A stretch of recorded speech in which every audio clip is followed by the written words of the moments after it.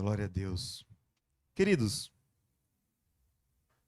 é bom estar com vocês, é bom poder partilhar a palavra com vocês. E é bom estar numa igreja que tem a palavra como algo muito importante.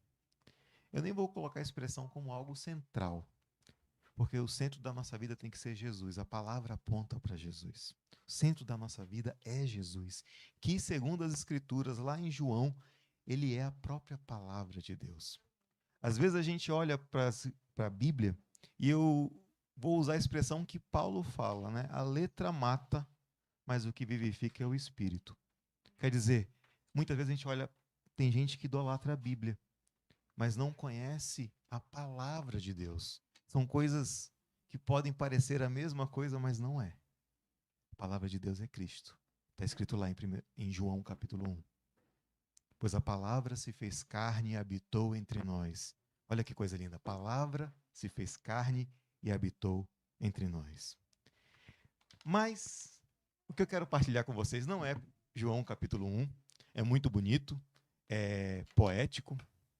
O texto de hoje também é poético porque trata sobre uma coisa que tem sido comum nos nossos tempos, que é o nosso desejo religioso de normatizar tudo.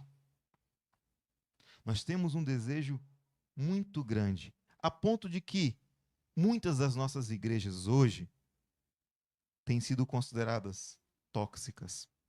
As pessoas vão em busca de se aproximar de Jesus e saem de lá oprimidas pelo peso da lei. E eu não falo da lei de Deus, eu falo da lei dos homens, das tradições, dos ritos. E aí alguém vai dizer, mas nas igrejas evangélicas não tem rito. Toda igreja tem rito. Seja ele formal ou não formal. Toda igreja tem liturgia, que essa é a palavra que a gente geralmente não gosta muito de usar, mas toda igreja tem. Ela é formal em algumas, é bem detalhada, às vezes poética, às vezes cansativa. Em outras ela é mais, vamos dizer assim, usar uma expressão da minha área de atuação, que é a computação, está em background, está escondida lá, mas existe, acontece, você vê etapa por etapa acontecendo. Mas assim, as pessoas vão em busca de Jesus. E às vezes elas não encontram Jesus porque parece que fecharam as portas de Cristo para ela. E aí a gente ouve muito, e está na moda hoje. Esses dias um irmão em Cristo muito famoso e conhecido fez uma denúncia de uma igreja, mas isso acontece em todas as igrejas, sejam elas históricas ou não. Acontece abusos espirituais. E pessoas que abusam da nossa fé e da nossa espiritualidade, eles muitas vezes nem sabem o que estão fazendo. Alguns sabem. Sabem e são bem planejados. São os psicopatas religiosos. Eles têm prazer em impor coisas às pessoas para que as pessoas sintam o sofrimento e eles ficam animados com o sofrimento dessas pessoas.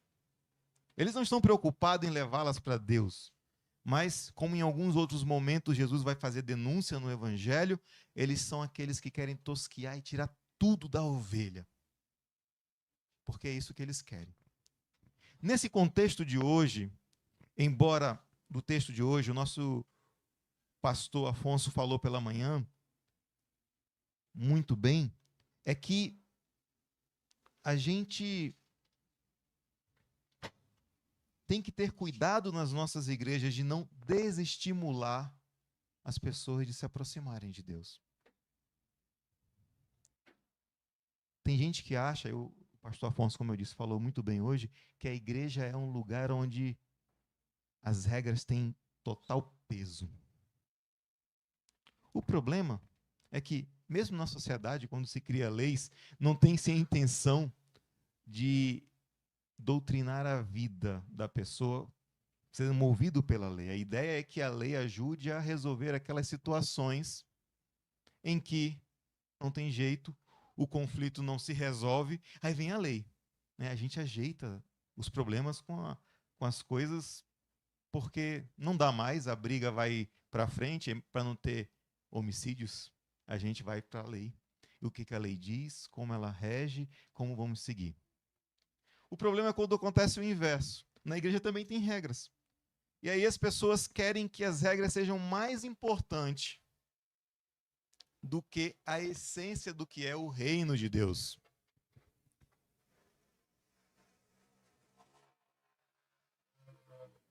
Era uma bicicleta. Vocês viram? Barulhenta. Eu pensei que era daquelas motos que tinham... É uma mistura aí de alguma coisa, né? É porque é uma bicicleta que se sente uma motocicleta. Gente.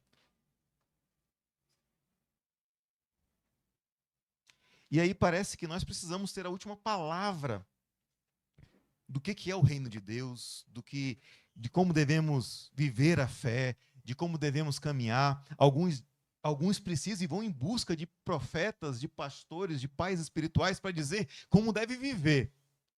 Eu acho até engraçado que tem gente que vai na igreja em busca de ouvir profecia de casamento, de namoro, e vai atrás disso. E alguns já falam assim: Deus tem algo preparado para mim. Deus preparou algo para ti, foi a salvação em Jesus Cristo. O restante da tua vida, cuida dela. Essa é a verdade. Ponto. Jesus não preparou uma esposa, um marido, um namorado, um carro do ano, um emprego para você. Quando as pessoas usam desse artifício, elas estão tentando te controlar e controlar a tua fé. Essa é a verdade. Controlar você para que você seja escravo dela. São os abusadores espirituais.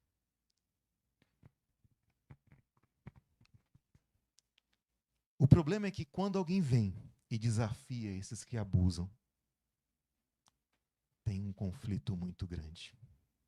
E foi o que Jesus fez na sinagoga, conforme o Evangelho de Marcos, capítulo 3. Na realidade, essa discussão já tem acontecido desde o capítulo 2, verso 18, na qual questionaram por que os discípulos não jejuavam. Aí depois, de novo, os pobres dos discípulos olharam, estavam com fome, viram os campos, tinha grãos. A lei diz que eles podiam colher e comer, desde que não fizessem cestos. E aí começou novamente a discussão. E o clímax chegou na sinagoga. Sabe por quê? Porque Jesus foi desafiando esses abusadores espirituais do seu tempo. Foi desafiando e mostrando para eles que o reino de Deus não é formado por comida ou bebida, não é formado por regras rígidas dos homens. É formado por outras coisas. A ponto que em Marcos capítulo 3, verso 4, na parte A, Jesus faz a seguinte pergunta: é permitido fazer o bem ou o mal no sábado? Salvar vidas ou matar? Essa pergunta deve ser avaliada por nós que frequentamos igreja. E por nós ainda num tempo em que, desde Cristo, passamos a considerar todos os dias sagrados. O cristão considera todo dia sagrado, porque todo dia é tempo de salvação, todo dia é tempo de se encontrar com o Senhor, então é sagrado. E deveríamos nos perguntar: é lícito fazer o bem hoje? É lícito salvar vida hoje? Os abusadores espirituais vão dizer que não. Você tem que fazer o que está na regra. Ou você tem que fazer o que é dito pelo pai espiritual. Ou pelo seu líder. Você vê alguém passando fome, você tem dinheiro. Ele vai dizer: não, dá para a igreja. E a pessoa que está passando fome continua passando fome.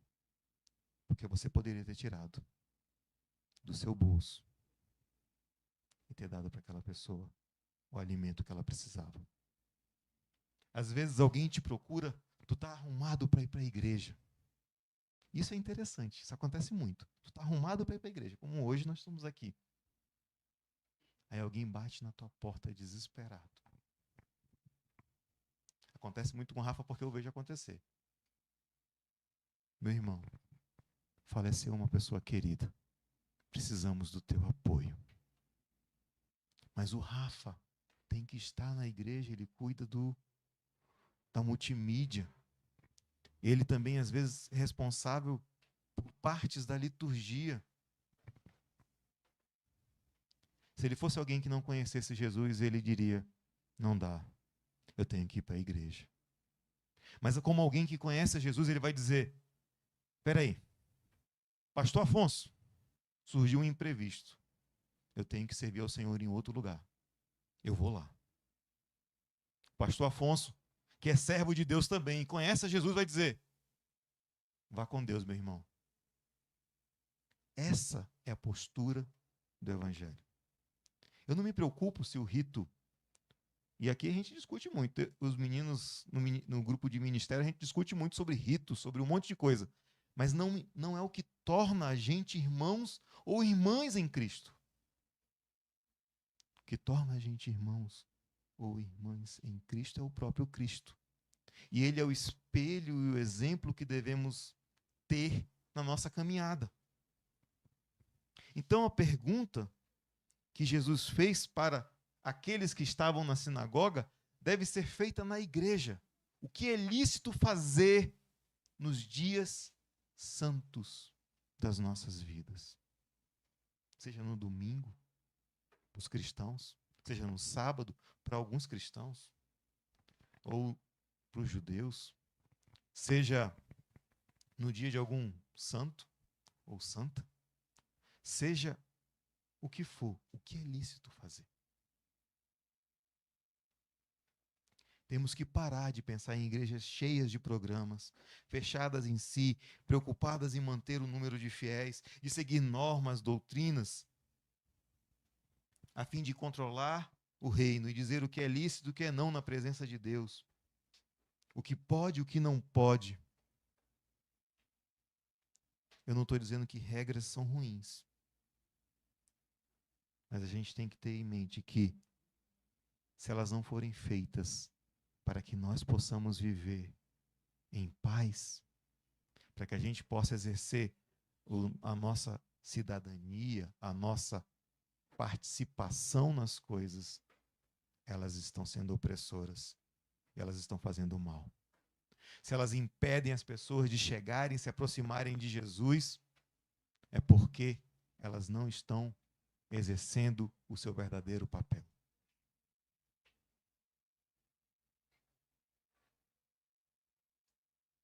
Devemos imitar Jesus, levar vida, graça, salvação, abrir as portas do reino de Deus para todo mundo e não fechar. Assim eu quero dizer que tem duas grandes lições no texto de hoje. A primeira lição é que a nossa prática religiosa, seja ela como fazemos a liturgia, como vivemos o nosso dia a dia, como seguimos as regras dentro da nossa igreja, não devem ser mais do que meios pelos quais nos encontramos com o transcendente, com Deus. Não só fórmulas ou regras ou doutrinas, mas lugares sagrados ou momentos sagrados devem ser lugares onde a gente tem aprimorado os nossos sentidos. O tato, o olfato, a visão, o paladar, para experimentar em tudo a presença maravilhosa de Deus. E para se aproximar da pessoa que está do seu lado agora. Esse deve ser o nosso propósito. Esse deve ser a nossa conduta. Porque as regras, elas foram feitas para que nós pudéssemos ter tranquilidade em viver assim. Por isso Jesus disse que o sábado foi feito para o homem e não o inverso. A congregação, a liturgia, a nossa doutrina. Elas foram feitas para nós, para que pudéssemos, por meio delas, alcançar o transcendente que é Jesus. E assim, ter a graça de Deus sobre as nossas vidas. Até mesmo os sacramentos, dom de Deus. Deus o fez para que nós pudéssemos estar com Ele. E a segunda lição, ela vem ligada à primeira. Nós temos que estar mais dispostos a servir as pessoas com as nossas vidas. O reverendo Afonso falou pela manhã algo muito importante. É que quando a gente pensa nos nossos planos, nos nossos projetos, a gente é muito rápido. Não é verdade? Muito rápido. O que eu quero, o que eu faço. Até mesmo os nossos planos e projetos dentro da igreja. Nós somos muito rápidos em tomar uma ação. Mas quando Deus pede para que a gente freie os nossos planos, para que a gente possa viver o que Ele tem planejado, aí a gente muda de conversa. A gente até começa a dizer, não, isso não é bem a vontade de Deus. Na verdade, não é a nossa vontade, mas a vontade de Deus é. E aí a gente começa a frear. Então, se a gente não entender que a nossa vida está para ser, não para ser servido, mas para servir, e fazer com que o reino de Deus chegue nos mais diversos lugares, nos mais diversos espaços, que para isso a gente vai de vez em quando precisar sacrificar os nossos sonhos, os nossos projetos.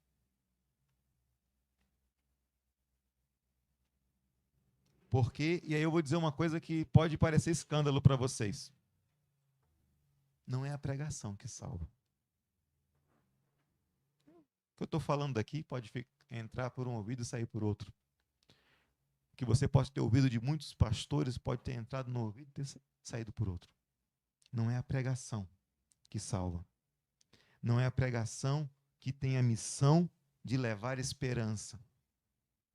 Mas é o que tem a missão de levar esperança? O que vocês acham?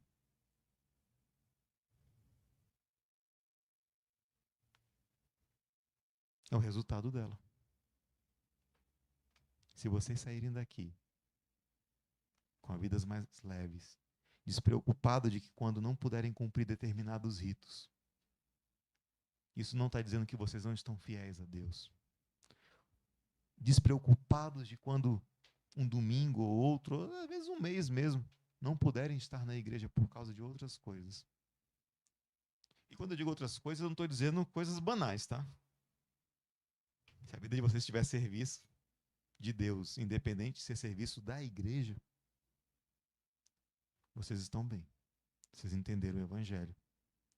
E aí vocês vão perceber que a pregação em si, ela não tem esse papel de salvar. Mas as nossas ações, sim. Quando a gente abraça alguém que precisa de um abraço, esse abraço pode ser a diferença entre ele dizer, Senhor Jesus, Tu és o meu Senhor. E eu quero saber de Deus. Não sei nem se Deus existe. Muitas vezes vai ser assim. O abraço vai dizer, caramba, Deus existe. Né? Quando você sai da igreja com isso em sua mente, isso quer dizer que você entendeu o Evangelho. O Evangelho realmente não é formado por regras, mas é formado por uma forma de viver a vida. Jesus não ensinou regras, ele ensinou um caminho de se viver. Um caminho que leva ao Pai. E esse caminho que leva ao Pai é o caminho de seguir os passos de Jesus, de aceitar o que ele ensina, não como uma regra, mas como um preceito de vida.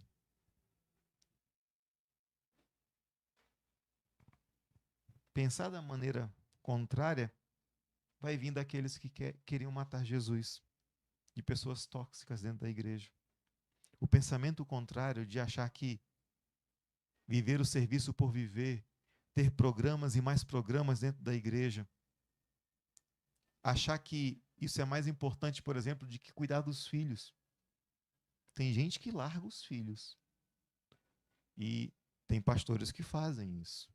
Largam seus filhos, achando que estão fazendo bem, servindo na igreja. Não é bem isso que Jesus quis dizer.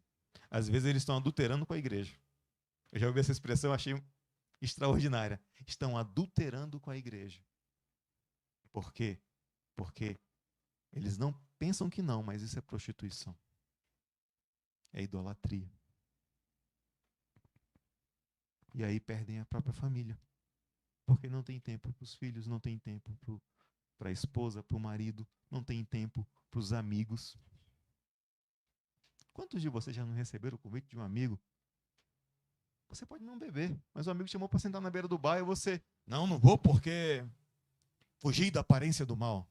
Ué, sentar com seu amigo é a aparência do mal? Você não vai beber. Você não vai fumar. Você não vai se prostituir. Mas o seu amigo está precisando da sua companhia. O seu testemunho ali é muito mais importante do que o seu preconceito. E quando você abre mão desses preconceitos construídos por esses seres tóxicos dentro da igreja, você abre o evangelho para a vida daquele que te chamou para estar com ele. Eu já sentei com muitos amigos assim. E tem amigos que estão em outras igrejas hoje por causa desse momento. De chegar na frente da minha casa, aí desce com uma caixinha daquelas de long neck de cerveja. Senta aqui comigo, vamos conversar um pouco. Aí eu, tá, bora sentar. Sentar na frente da calçada lá, passava horas e horas conversando. Em algum momento ele falava um pouco das dores dele. E eu apenas o ouvia. Às vezes eu tinha um compromisso. Eu dizia, acho que vai ter que cancelar esse compromisso, vou ficar aqui. E hoje esse meu amigo está na igreja. Eu não falei um versículo bíblico para ele. Eu apenas vivi o que Jesus me ensinou. Eu escutei ele. Ouvi os lamentos dele. E me fiz presente na vida dele. O evangelho tem que ser assim. A gente tem que aprender a juntar com Cristo e não a dividir. Jesus disse em Mateus capítulo 12, verso 30, quem não está comigo está contra mim, e quem comigo não ajunta, espalha. O que é isso? Tem gente que acha que é doutrina em cima disso. Não, dizendo assim, simplesmente, quer estar comigo? Aprende comigo, caminha comigo, faz como eu faço. E Jesus era conhecido por sentar com pecadores. Jesus era conhecido por comer e beber com os pecadores. E dizia que dava um testemunho até contraditório para as pessoas, por conta dessa postura. Eu acredito hoje que se Jesus estivesse hoje, no nosso tempo, em carne, andando entre nós, a maioria das igrejas fechariam a porta para ele. Porque é capaz de encontrar Jesus na beira de um bar conversando com alguém. E alguém vai se escandalizar por eu dizer isso. Não se escandalize, meu irmão, que está online. O que eu quero dizer é que Jesus ia onde ele era necessário, aonde ele via oportunidade de salvação. A igreja só vai aonde acha necessário para poder se salvar. O texto de hoje é essa lição.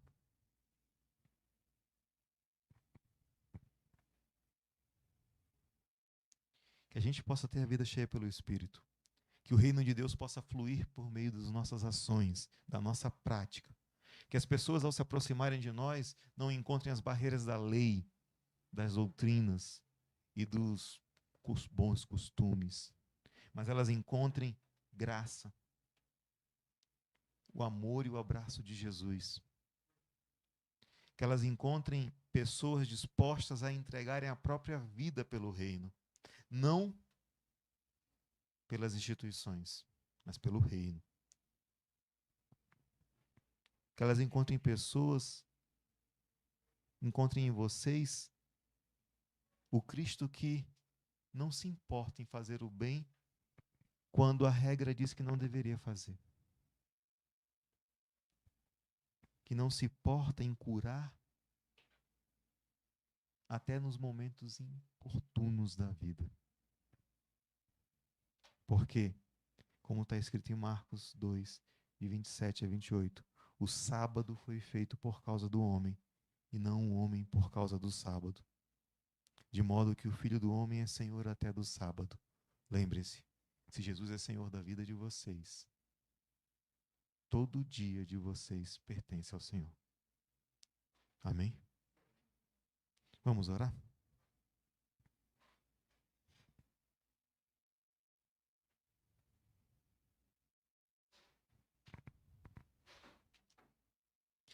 Pai querido, nós nos colocamos em tua santa presença.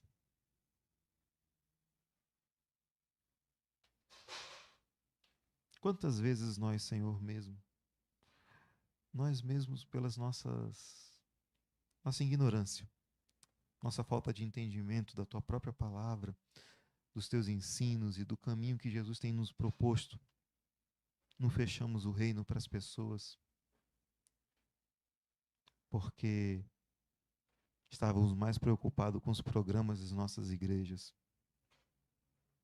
em manter a estrutura, em manter a moral e os bons costumes, do que salvar vidas. Quantas vezes não fizemos isso, Senhor? E ao olhar Jesus desafiar aqueles que faziam e que fazem ainda hoje, muitas vezes em teu nome,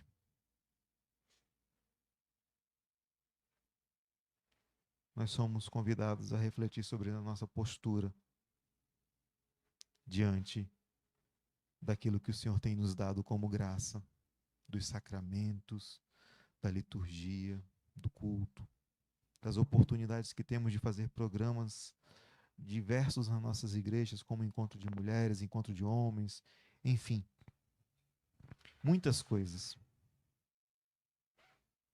Às vezes idolatramos tudo isso.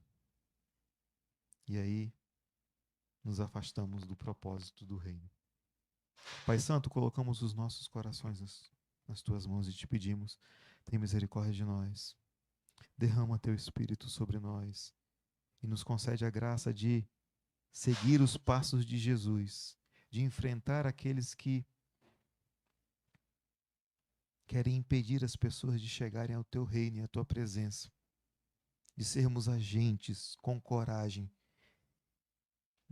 do reino, mensageiros das últimas horas, que é o tempo que vivemos, Senhor. Assim, cuida de cada coração que aqui está. Pai Santo, se algum coração aqui está ferido por atitude daqueles que, como no tempo de Jesus, tentavam matá-lo, oprimindo o povo nas suas práticas e tornando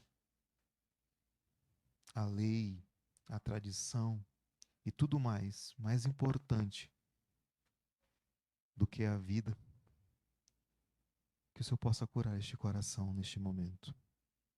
Que eles possam encontrar em Ti refrigério, possam encontrar em Ti graça. Em nome de Jesus. Amém.